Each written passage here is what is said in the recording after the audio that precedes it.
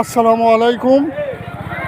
ওই যে আপনারা দেখতে পারতেছেন, ওই যে আপনার এই যে সংঘর্ষ, আর কি বলবো, আমার সন্তানরাই, আমাদের সন্তানের রক্তের বিনিময়ে কিন্তু আল্লাহ পাক আমাদেরকে স্বাধীনতা দিয়েছেন।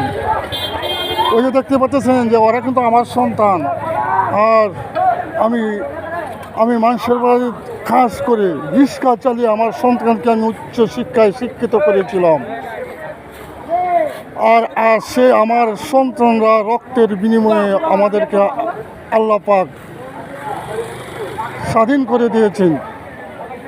আমার যে সন্তানরা রক্ত দিয়েছে, সেই যারা এই সংগ্রামে মারা গিয়েছে, তাদেরকে তাদের আত্মার মাগফিরাত কামনা করি। ইন্না লিল্লাহি ওয়া ইন্না ইলাইহি রাজিউন।